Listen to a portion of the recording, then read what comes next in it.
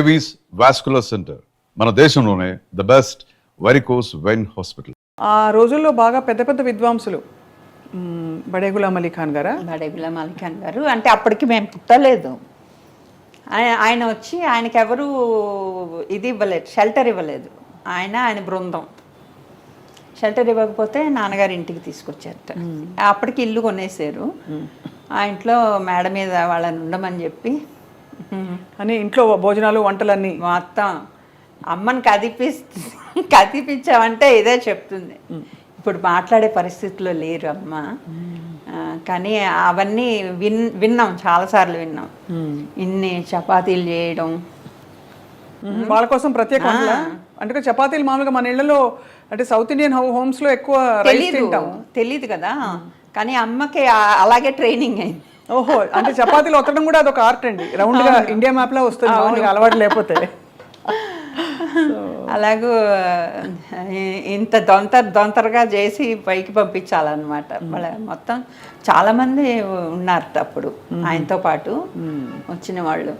అప్పుడు తర్వాత ఆయన చాలా వెళ్ళేటప్పుడు ఆశీర్వదించి వెళ్ళారు అని అంటారు.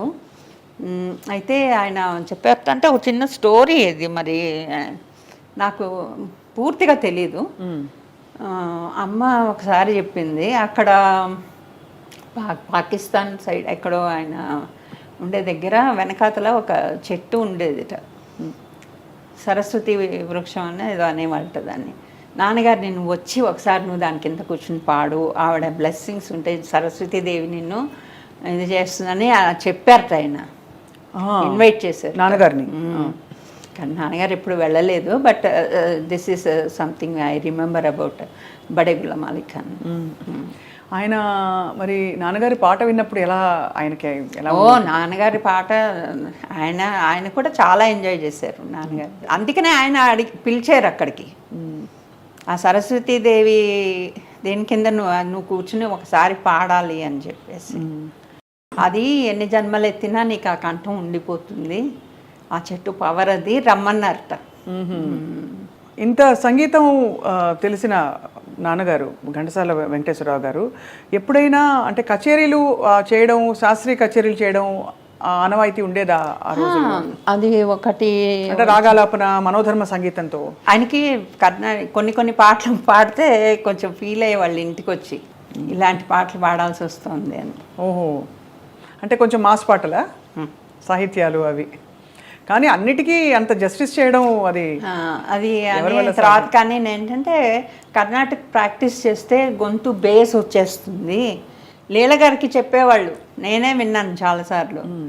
కర్ణాటక కచేరీలు చేసేవాళ్ళు ఆవిడ, నువ్వు చెయ్యొద్దు, బేస్ ఎక్కువైపోతుంది, లలిత సంగీతానికి పనికిరాదు, సినిమా మ్యూజిక్కి పనికిరాదు, నువ్వు ఎక్కువగా కర్ణాటక ప్రాక్టీస్ చేయకు అని చెప్పడం నేను విన్నాను. కానీ ఆవిడ ఎక్కువగా కర్ణాటక కచేరీలు చేసేవాళ్ళు. మా అన్నయ్య కూడా వెళ్ళేవాడు ఆవిడతో పాటు.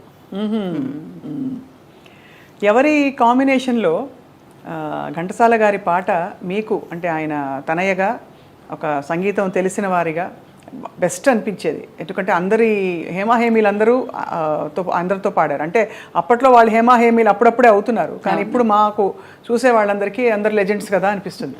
కాబట్టి సుశీల గారు ఘంటసాల గారు అంటే కాంబినేషన్ చాలా స్వీట్ వాయిస్ ఆవిడ. అబ్బో, అసలు ఆ మాధుర్యం ఇంకా అమోఘం. మీరు అన్నమాట వాస్తవం. కానీ గొప్ప విశేషం, కానీ ఎల్లారేశ్వర్ గారితో పాడిన పాటలు వింటే అసలు ఎంత డల్గా ఉండేవాళ్ళు కూడా హుషారెత్తిపోతారు. ఏ పాట, ఒక పాట ఉదాహరణ ఇస్తారా? ఆకులు పొక్కలు ఇవ్వద్దు, నా నోరు ఎర్రంగ చెయ్యొద్దు, ఆశలు నాలో రేపొద్దు, నా వయసుకు అల్లరి నేర్పొద్దు. అందరి వయసుకి అల్లరే నేర్పించేసేవాళ్ళు. అది రిహార్సల్స్ ఇంట్లో జరిగింది. మధ్య మధ్యలో ఆవిడ లోపలికి వచ్చి వదినా మా అమ్మని వదినా నాకు వేడి నీళ్ళే కావాలని, వాళ్ళు వేడి నీళ్ళు కావాలి అని. కానీ మేము అందరం ఇంట్లో ఉండేవాళ్ళం. ఆవిడ రిహార్సల్స్ అంటే చాలా హుషారుగా ఉండేది అనమాట. Janaki garu, she is a family friend. Janaki గారును వాళ్ళ హస్బెండ్ రాము అని ఉండేవాళ్ళు. వాళ్ళిద్దరూ అన్ని రికార్డింగ్లు అన్నీ పూర్తి అయిపోయాక ఆవిడవి, అంటే నాన్నగారు పోయాక వచ్చి అమ్మ దగ్గర ఎంత రాత్రి అయినా సరే వచ్చి అమ్మ దగ్గర ఒక గంట సేపు స్పెండ్ చేసి వెళ్ళేవాళ్ళు. ఓహో, అంత ఆత్మీయత ఉండేది. అవును. అలాగే సముద్రాల గారు, జూనియర్ సముద్రాల గారు, నాన్నగారు పోయిన సంవత్సరం అంతా వాళ్ళ ఇల్లు కోడంబాకం, అంటే ఇక్కడి నుంచి మనకి అమీర్పేట అంత దూరం ఉంటుంది. అక్కడి నుంచి రోజు సాయంత్రం నడుచుకుని వచ్చేవాళ్ళు. వచ్చి అమ్మ దగ్గర రాత్రి 8 గంటల దాకా కూర్చుని ఆ తర్వాత ఇంటికి వెళ్ళేవాళ్ళు. వాళ్ళతో ఉన్న అనుబంధం వేరు. వాళ్ళ మనవరాలనే మా అబ్బాయికి చేసుకున్నాం. వాళ్ళు కార్డు మీద సంగీత సాహిత్యాల మేలు కలయిక అని రాశారు వాళ్ళ ఫ్యామిలీ వాళ్ళు. చూద్దాం, వస్తారేమో ఫ్యూచర్లో. వాళ్ళిద్దరిలో ఎవరు వచ్చినా మనకి సంతోషమే. అవునవును, అంతే కదా. ఈ అద్భుతమైన ప్రయాణం జరుగుతున్న టైంలో మీరు విని అబ్బా అని చాలా చాలా అసలు అద్భుతంగా ఉంది ఈ పాటని నేర్చుకోవాలని అలా ఉన్న పాటలు చాలా ఉండుంటాయి కదా. నేర్చుకోవాలని అంటే అట్లీస్ట్ వినికిడి మీద చాలా బాగా ఇంపాక్ట్ ఇచ్చిన ఒక పాట ఉందండి.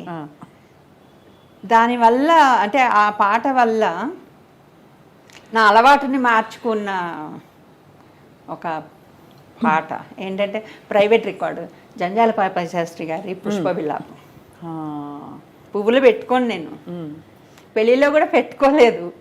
మా వాళ్ళు వచ్చేసి ఇదేంటిది పెళ్లి కూతురికి పూలు జడేయకుండా ఓ కట్టేసేసి వేసారు. నేను మనసులో సారీ అని చెప్పుకుంటున్నా వాటికి.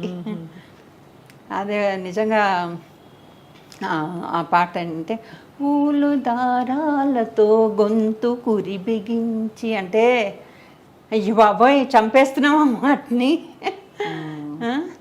గుండెలో నుండి సూదులు గుచ్చి కూర్చి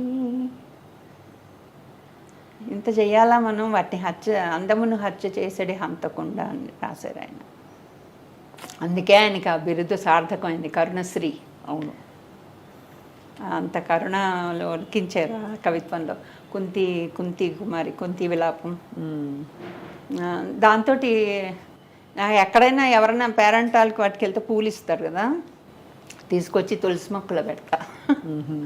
పూజలకి పువ్వులు పెట్టాలి దేవుడికి అంటారు. మనసులో చాలా బాధగా ఉంటుంది.